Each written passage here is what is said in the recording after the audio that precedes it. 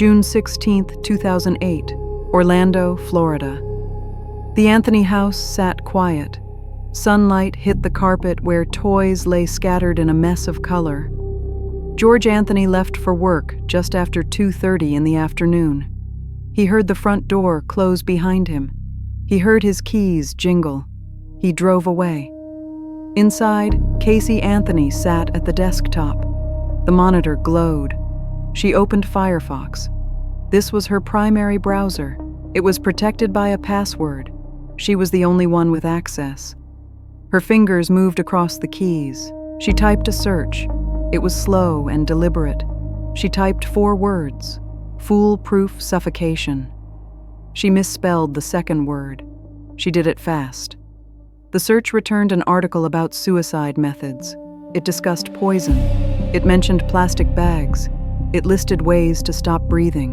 The time was 2:50 p.m. This was 20 minutes after George left. 2 minutes later, she called Jesse Grund. The sequence was precise. Every action was recorded in the logs. This was the day before Kaylee Anthony was reported missing. The child was home. She was 2. She was small and unaware. She depended on adults for everything. She could not open doors. She could not call for help. She followed her mother from room to room. She trusted the hands that guided her steps. The computer logs sat in a corner. They held 1,200 entries. One line mattered: the search for a method. Cops arrived later. They asked about routines. They checked schedules. But the search stayed untouched. It was invisible. Detectives focused on Internet Explorer. They found 17 searches. These were vague. They were about chloroform. They were about ways to make someone pass out. They never opened Firefox. It was used daily. But the password kept the authorities from opening it. The analyst missed it entirely. No FBI consultation happened. The trial began months later. It was July. The courthouse was full of press. The defense claimed an accident. They said the child drowned in the family pool. The prosecution suggested intent. But that one search stayed off the record. Jurors never saw the line. Cameras never caught it. The analyst's oversight changed the story. The public watched for months. They saw the coverage. They saw the search parties. But the key element was missing. It was a line typed quietly. It was nearly invisible. It marked the boundary between a guess and proof. Before we go on, a small favor, please subscribe to the channel. It helps a lot. Thank you, and let's continue with the story. June 17th arrived. Kaylee was gone. The house was empty, but the computer stayed behind. It recorded each entry. Alibis changed. The nanny who was supposed to exist vanished. Work hours shifted. Casey Anthony told cops a story about a woman named Zenaida. Cops followed leads. They searched addresses. They found no such nanny. Nothing matched. But she repeated the name. The story kept changing. Small details shifted each time she told it. Investigators looked closer at her behavior. They looked at the vehicle. It was an orange Dodge Neon. It sat abandoned. The smell inside was strong. It was sour and unmistakable. Hair was collected. Traces were found. Cops ran tests. The narrative of an accident began to fall apart. This happened even without the computer search. Casey Anthony's actions were on record. She went to clubs. She was photographed in crowded rooms. She was caught smiling. She was posing. She showed confidence. This went on for the month before the child was reported missing. 31 days stretched from mid-June to mid-July. She went to Fusion nightclub. She went to other venues. She was in contest photos. Some people called her a hot body. She danced and laughed. The child she claimed to care for remained unreported. Prosecutors said the photos revealed a mindset. There was no panic. There was no urgency. There was no visible grief. The pictures showed choices and routines. One date stood out. It was July 2nd. She sat in a tattoo chair. The needle buzzed. Ink was pressed into her left shoulder. Bella Vita, beautiful life. The artist noted she was upbeat. She seemed calm. She was unconcerned. The child was still missing. This was at the heart of the timeline. The images and the tattoo were ordinary acts, but they became proof of something more. Defense counsel spoke differently. They said the photos spanned years. They said the clubs were for promotional work. They were for her boyfriend. The tattoo was an act of rebellion. It was a gesture against her family. She later covered it with peonies. She added a mandala for rebirth. 2 stories were in the record. One was built by timing, one was built by context. The courts had to navigate both. Casey Anthony's days seemed carefree. She was on dance floors, she was in bars, she was in tattoo parlors.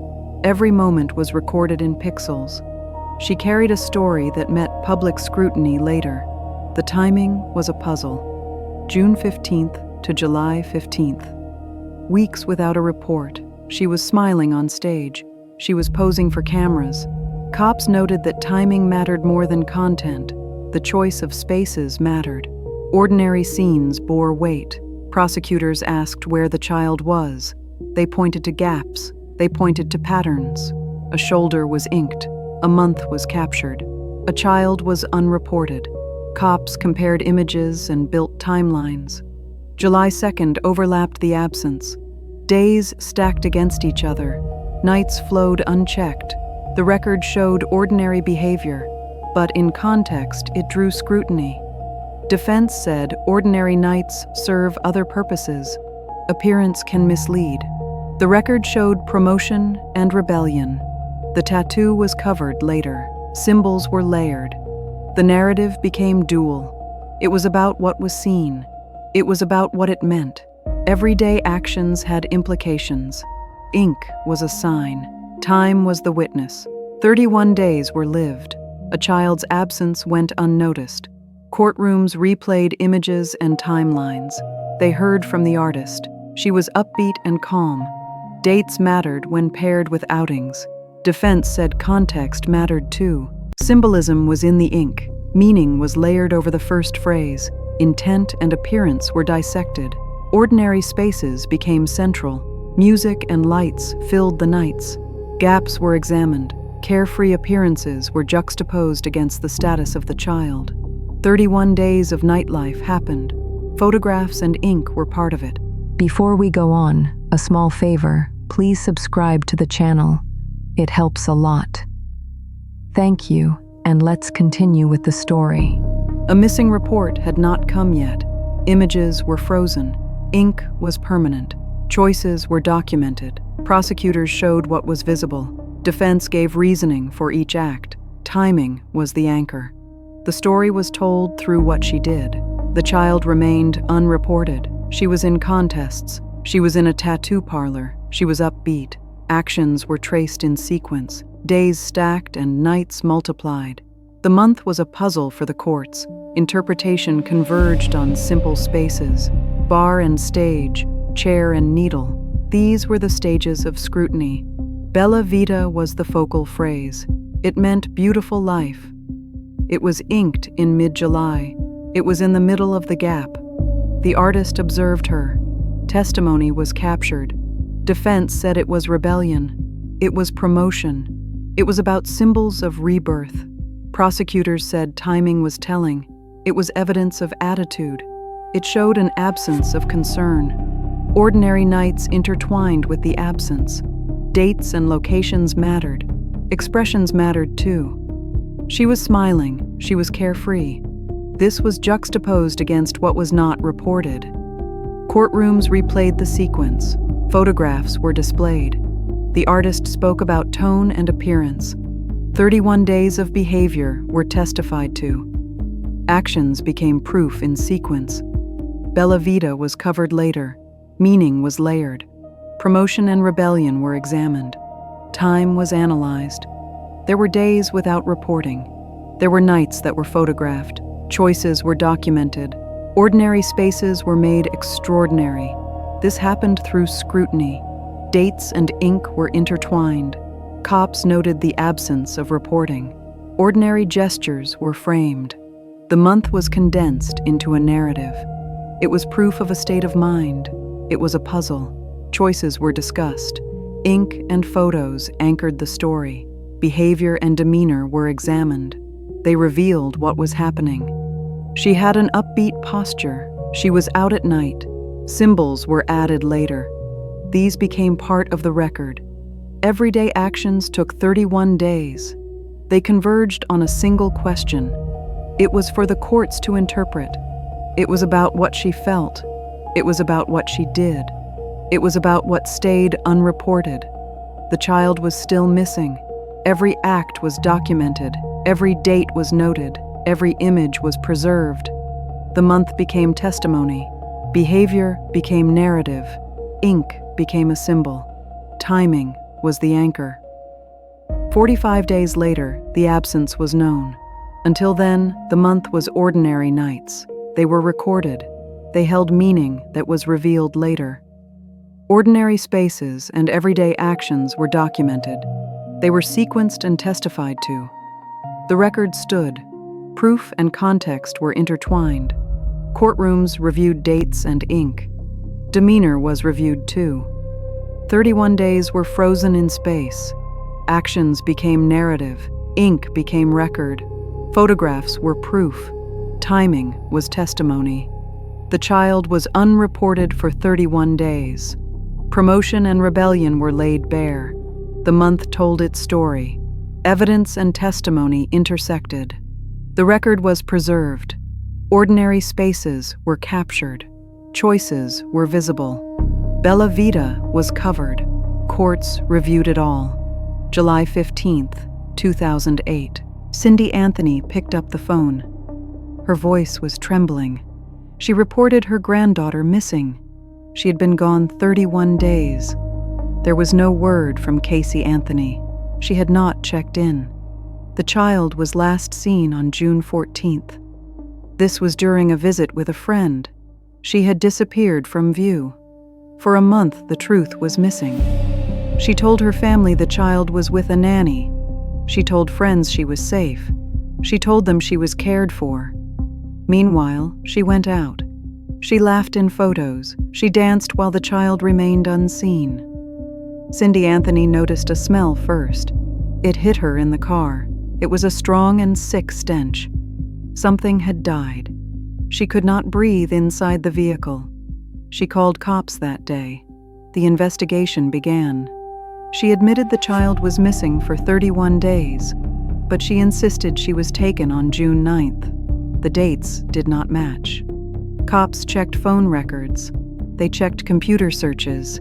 They found searches about chloroform. They found searches about suffocation. They found searches about how long bodies last. Proof pointed to June 16th. This was 2 days after the last sighting. Her phone pinged near the homes of friends. It did not ping near sitters.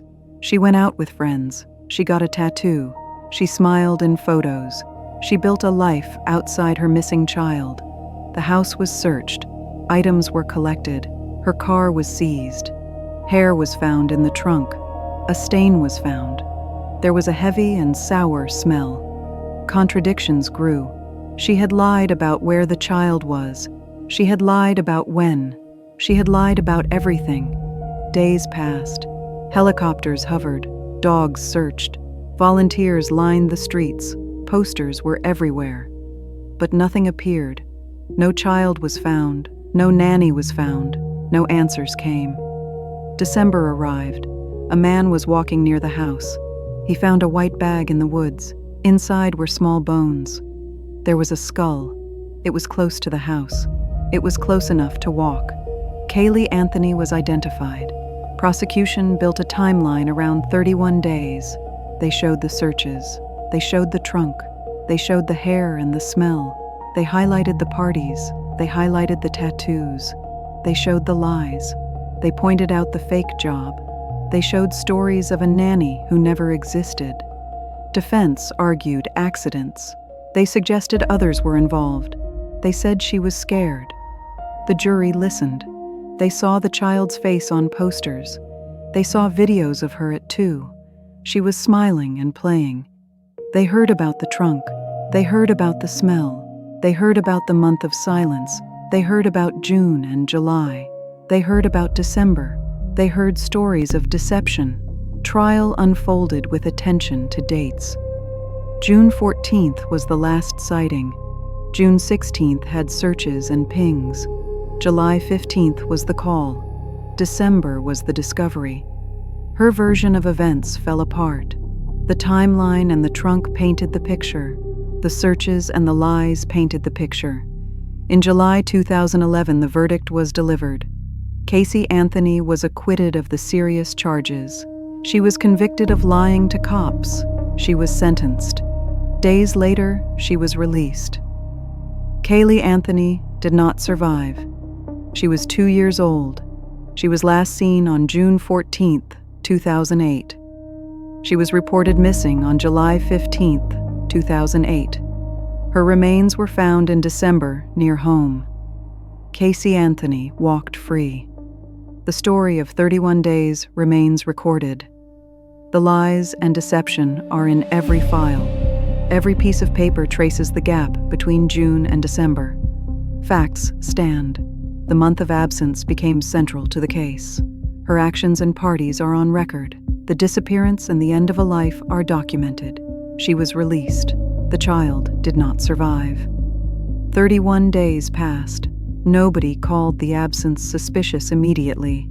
These days mattered in court. They showed deception and concealment. They showed an absence of care. Files indicate dates and calls. They indicate searches and pings. They indicate lies and the remains found in December. Records confirm she lied repeatedly. They confirm the timeline and discovery. Records confirm the child was missing and unprotected. They confirm she was found dead. The timeline and deception are noted. Court proceedings and the verdict are noted. Her release is noted. Life ended for Kaylee Anthony. She was acquitted of murder charges. She was convicted of lying to cops. Remains were confirmed to be hers. 31 days are recorded as central. Reports confirm computer searches and phone pings. They confirm parties during the gap. Papers indicate the last sighting. They indicate the report and the discovery. The child's life ended. She walked free from those charges. The last day alive was June 14th, 2008. She was reported missing on July 15th, 2008. She was found in December 2008. She was convicted of lying to cops. She was not convicted of her daughter's death. Facts stand and do not change. They are on record. The child did not survive. She is free. 31 days and lies remain as recorded. Computer searches and parties remain as recorded. Phone pings and discovery of remains remain as recorded. The court case and the verdict remain as recorded. Papers indicate the full story. Her deception was documented. The child did not survive. In 2012, the sheriff's office reviewed the computer again. This time they opened Firefox. The full history of that day emerged. 1,200 searches were found. Each had a timestamp. Each was a fragment of a plan. They showed a mind testing ideas. The line was there. Foolproof suffocation. The sheriff noted it as a lesson. It was a miss that should not have happened. The prosecutor admitted regret. Finding it earlier would have bolstered proof of intent. It would have challenged the drowning story. It was a single action that was overlooked. It carried weight that shifted understanding. Kaylee Anthony's life ended in the hours after that search. She never had a first day of preschool. She never lost a tooth. She never learned to write her name. Her presence lasted 2 years. Her absence became the story everyone followed. Trials and media leaned on what could be seen. The hidden browser was a silent witness. Each click built a picture of calculation. It contrasted with the display of panic. Searches were mundane but showed focus and intent. Attorneys debated timelines and alibis for months. They questioned everyone. They examined cars and clothing. Polygraph results were inconclusive and failed. Red lights and stop signs were checked. Witnesses testified, but nobody could bring up the browser locked behind a password. June 16, 2008. Orlando heat pressed down. Toys were scattered in the yard. A pink tricycle lay on its side. The wheels were dusty. Neighbors noticed a quiet house. The pool was still. She claimed she left the child with a sitter. Calls went unanswered. The day stretched into the evening. Calls to her increased. Cindy Anthony noticed something was off. Days passed. Concern grew into fear. She had not been seen for weeks. Stories were different. She said the child was with a nanny who never existed. She claimed her father was caring for her. Contradictions piled up. Authorities were called. Detectives arrived at the house. She spoke fast. She shifted details. Her voice wavered. Emotions and excuses filled the encounter. Cops tried to make sense of the gaps. The timeline did not match. Investigators noted inconsistencies. Neighbors recalled seeing her play in the yard days before. But the stories implied different sequences. Calls to sitters yielded nothing. The search began.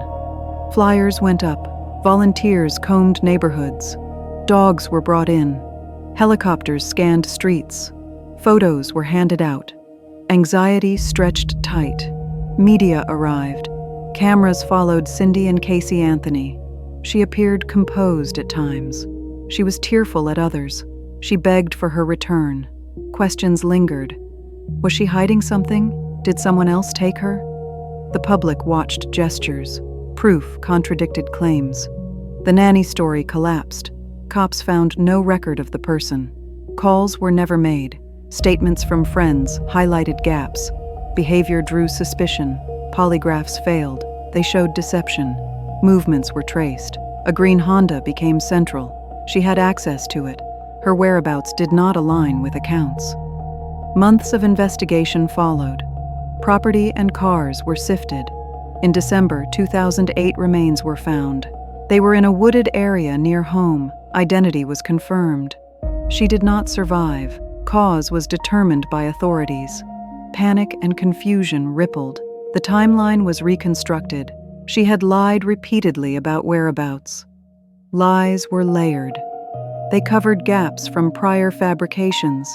Public fascination intensified. Court documents recorded misstatements. She was arrested. She was charged with murder and child abuse. She was charged with manslaughter. Hearings lasted months. Proof included phone records and witness testimony. Forensic analysis of remains was included. Prosecution presented a timeline. They showed gaps and lies. Defense argued lack of proof of intent. Trial drew national attention. Cameras filled the courtroom. Details were examined. Jurors heard about party behavior. They heard about interactions with friends. They heard about contradictions. Prosecution painted a picture of neglect. Defense highlighted an absence of direct proof. Witness after witness testified. Family and friends shared what they knew. Cops shared what they knew. Jury deliberated. 7 weeks of testimony and evidence passed. The decision was preceded by cross-examination. On July 5, 2011, the verdict came. She was acquitted on major charges. Disbelief spread. She was convicted of 4 counts of providing false information. These were misdemeanors. Sentencing followed. She served a short jail term. She was released days later. She vanished from public view. Silence followed for over a decade. Bankruptcy was filed in 2013. She tried to restart her life. Odd jobs filled the years. She started a small photography business. Curiosity remained. In 2022, she broke her silence. She was in a docuseries. It aired on November 29th. She claimed the child drowned accidentally. This was on June 16th, 2008. She said her father covered it up. Interviews mixed remorse and deflection. The series reignited debate. Public memory returned to the pink tricycle. They remembered the quiet pool. They remembered toys in the sun. Each lie and claim remained. Files remained. Acquittal stood. Misdemeanors were served. Kaylee Anthony did not survive. She moved through life legally free. Past decisions were documented. Mystery and contradictions remain in the record. Kaylee Anthony was last seen on June 16, 2008. Casey Anthony lied repeatedly to authorities. Remains were found near home. Cause was determined by officials. She was acquitted of major charges on July 5, 2011. Convicted on 4 counts, served sentence, released. Post-acquittal life included bankruptcy and photography. In 2022, she claimed death was accidental. She implicated her father. Case files and records document all actions. Kaylee Anthony did not survive. She remains a figure in legal records. If you'd like to keep exploring cases like this, there's another one waiting for you on screen. I think you'll find it meaningful. Click on it, and thank you for watching.